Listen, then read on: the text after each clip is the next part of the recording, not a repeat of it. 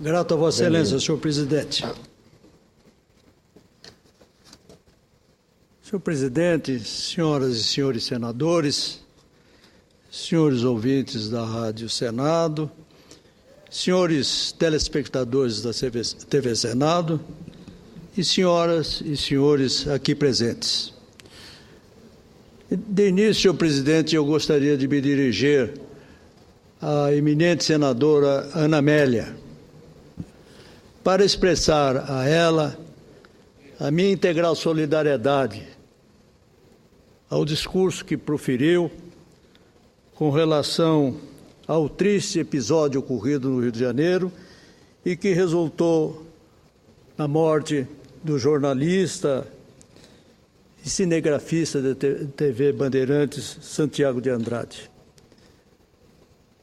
Quero dizer a Vossa Excelência, senadora Ana Amélia, que as expressões proferidas por Vossa Excelência calaram fundo no nosso sentimento de brasileiros pelo que está acontecendo hoje. A violência desregrada, a falta de compostura em muitos setores da atividade deste país. Isso está contaminando a nossa sociedade, inclusive no pronunciamento que irei fazer. Eu trago uma opinião da população do meu estado com relação a esse estado de coisas que graça, infelizmente, ao nosso país. Portanto, as minhas palavras iniciais, senadora, é de solidariedade às palavras por Vossa Excelência proferida e transmitir à família enlutada os nossos sentimentos de pesar e ressaltar a mensagem que a viúva deixou a todos nós brasileiros, que é realmente que partiram de um momento de dor e de saudade, que elas sejam registradas nos nossos corações e, sobretudo, na nossa consciência de brasileiros. Meus cumprimentos e minha solidariedade a Vossa Excelência. Mas, senhor presidente, retorno a esta casa depois de um período de recesso parlamentar, com um sentimento de apreensão e preocupação. Apreensão por causa das opiniões de cidadãos e cidadãs das mais diversas classes sociais que eu pude ouvir nas ruas, muitas das quais em conversas informais, pronunciadas da maneira mais sincera e espontânea possível. Aprendi muito com essas interlocuções, porque pude formar uma tênue ideia da realidade brasileira neste quadrante histórico. A classe política e o governo estão sendo julgados da maneira mais severa possível. Há um imenso descrédito nas ações parlamentares e governamentais. Há extrema desconfiança permeando a sociedade no que concerne às boas intenções daqueles que se pautam pela conduta ética e pelo respeito às regras democráticas.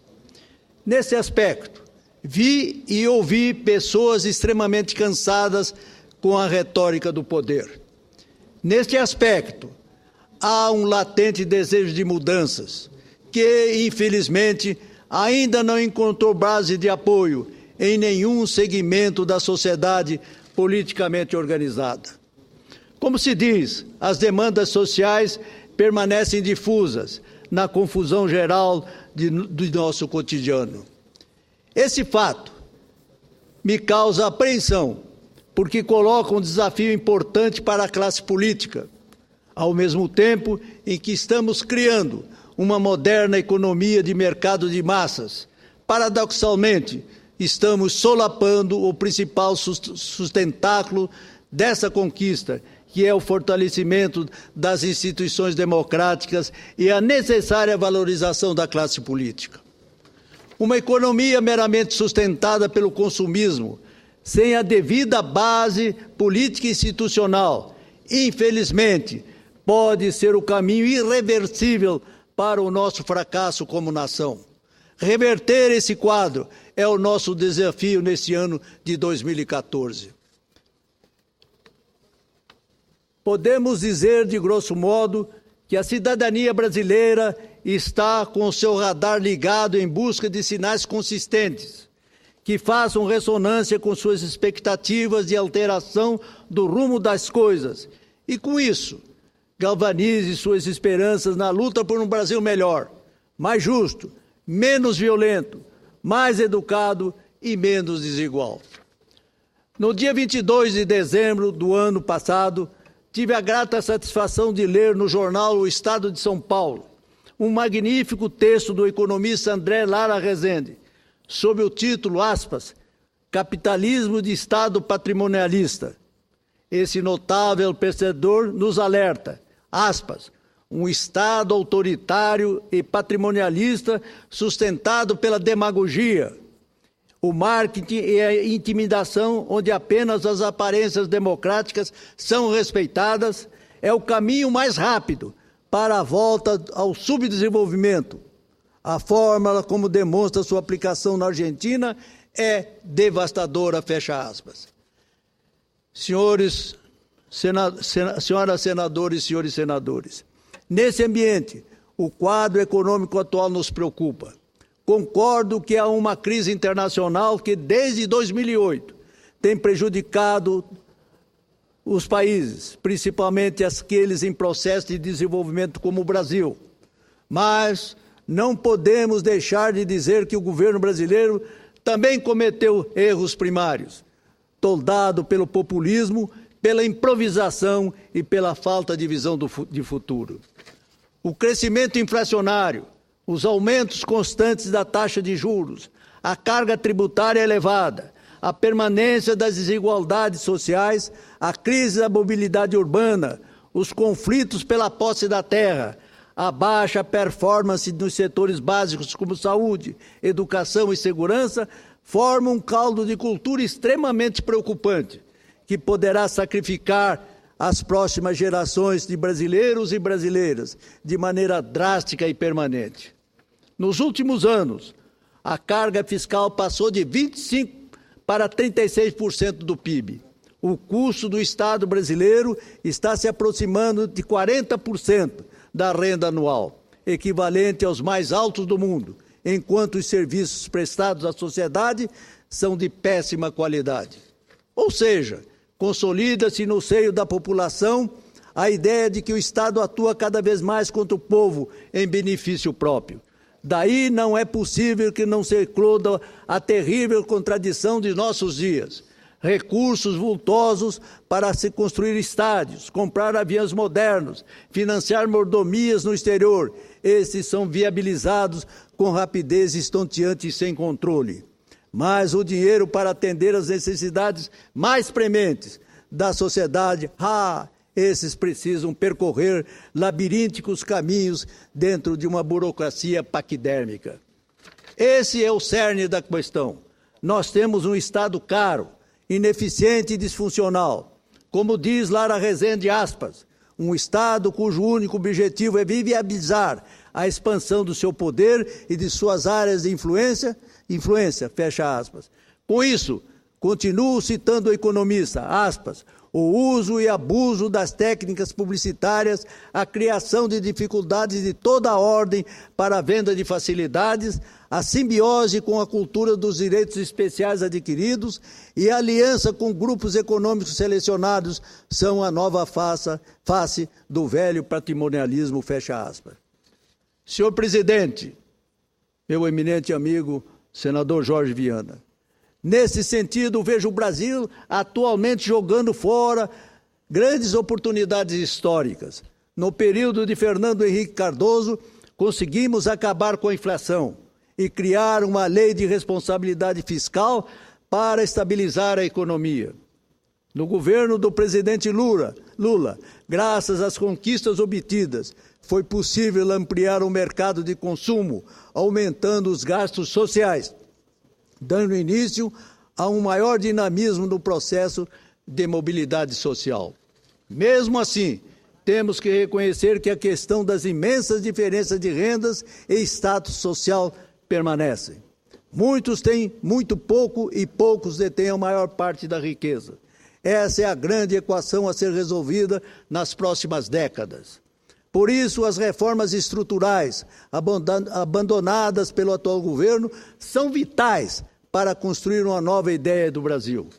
Por essa razão, temos que equacionar os gargalos do baixo crescimento, romper as barreiras ideológicas contra a iniciativa privada, estimular o agronegócio, a produção de commodities, reduzir a burocracia e os entraves comerciais, enfim, adotando medidas corajosas sem se preocupar com a camisa de força das pesquisas que mede os índices de popularidade.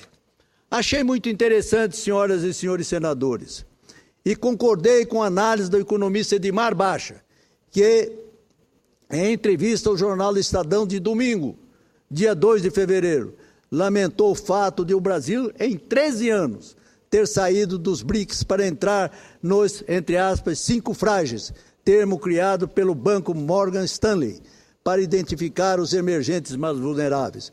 O Brasil, a Índia, a Turquia, a Indonésia e a África do Sul. Segundo ele, a explicação para isso é, entre aspas, falta de governança. Sim, porque quando o banco Goldman Sachs criou o termo BRICS em 2001 para agrupar os países que iriam dominar o século XXI, o Brasil tinha governança. A gestão do ex-presidente Fernando Henrique tinha feito a estabilização da moeda, estava promovendo reformas e estabeleceu a lei de responsabilidade fiscal.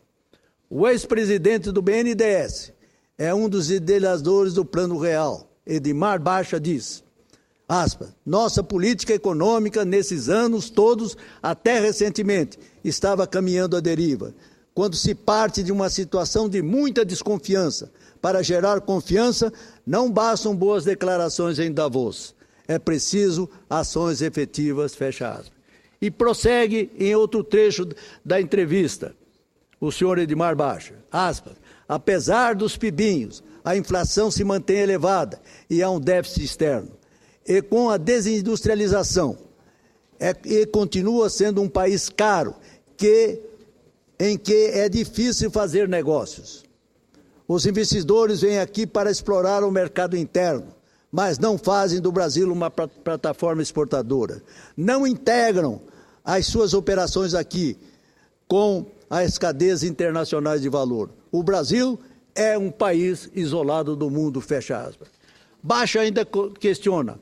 Os ajustes necessários são penosos e certamente são não populares. Por isso, há uma crença no mercado de que serão postergados.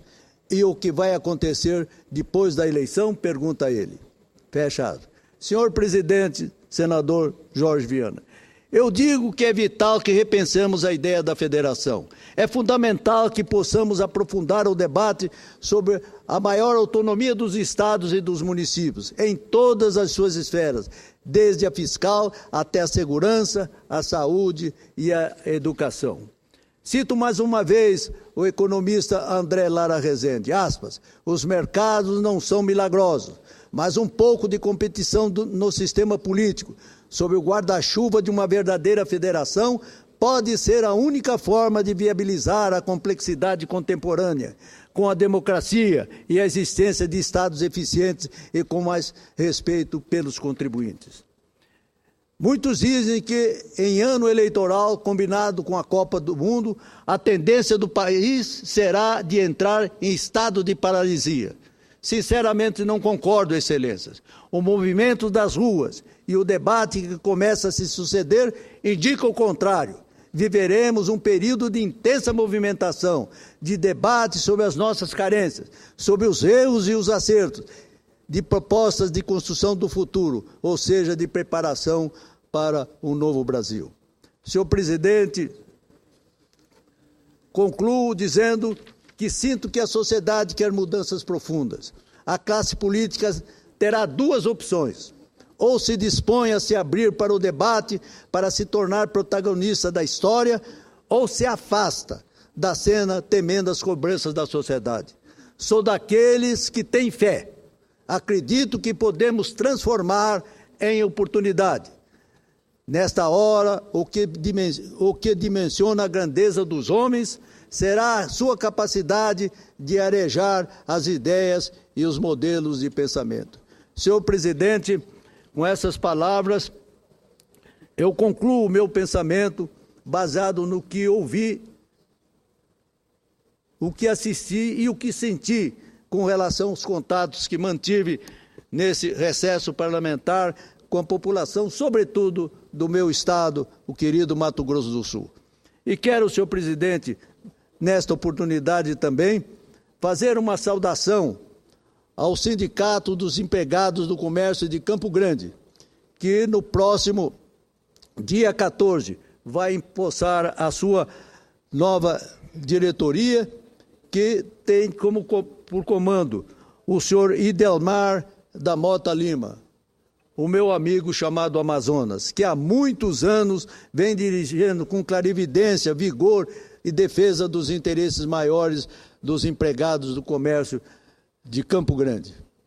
Também, senhor presidente, não poderia deixar de mencionar aqui que também no próximo dia 14 será renovada e tomará posse a nova diretoria da Associação dos Produtores de Soja de Mato Grosso do Sul, a ProSoja MS, hoje dirigida pelo senhor Dalmiro Dal Pasquale, uma das expressões maiores da agricultura do meu estado, especificamente na área da produção de soja.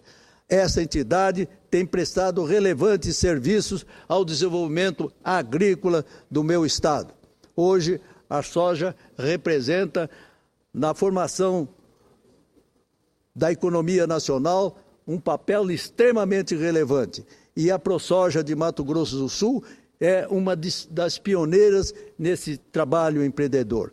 Quero saudar não só a atual diretoria, que é dirigida pelo senhor Almir Dal Pasquale, como também a nova diretoria, que será dirigida pelo senhor Maurício Koji Saito e como vice-presidente o senhor Cristiano da Silva Bortolotto, expressões também dentro da sojicultura do meu estado do Mato Grosso do Sul. Desejando a eles felicidade no exercício das suas funções, tão importantes para o desenvolvimento da economia do meu estado e do Brasil. Senador Rubem Figueiredo. Senador Rubem Figueiredo, apenas ao final do seu discurso, senador Rubem Figueiredo, apenas cumprimentá-lo. Se me permite, senhor presidente.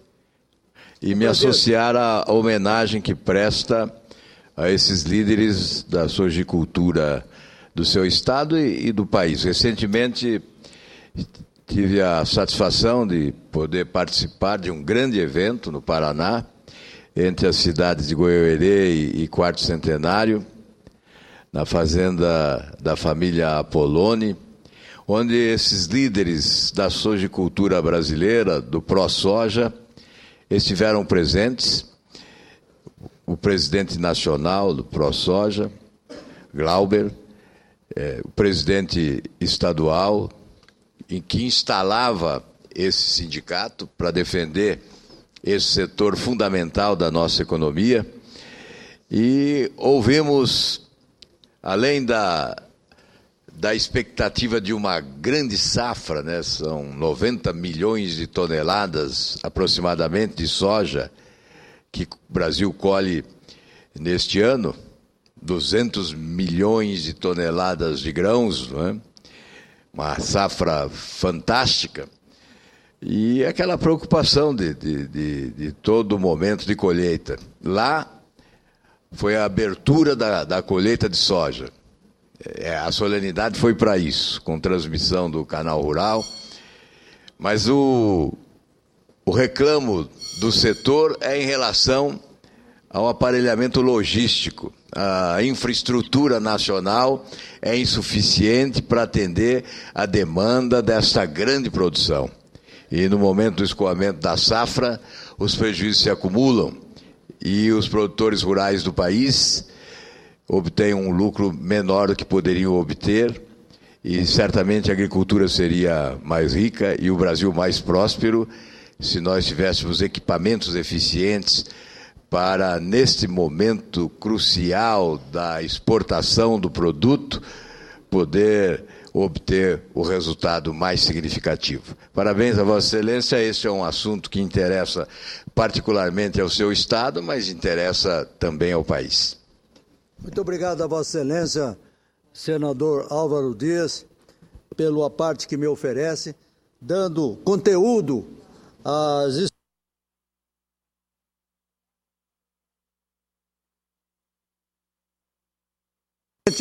que Mato Grosso do Sul é um dos contribuintes desse setor, mas não se pode esquecer absolutamente da contribuição que o Estado do Paraná, que o Estado do Rio Grande do Sul, o Estado de Mato Grosso, tem dado para a produção de soja nesse país, que, conforme Vossa Excelência afirmou, pode chegar a mais de 100 milhões de toneladas no decorrer desta safra. Muito obrigado, senhor presidente, e incorporo com muito prazer a parte do eminente senador Álvaro Dias.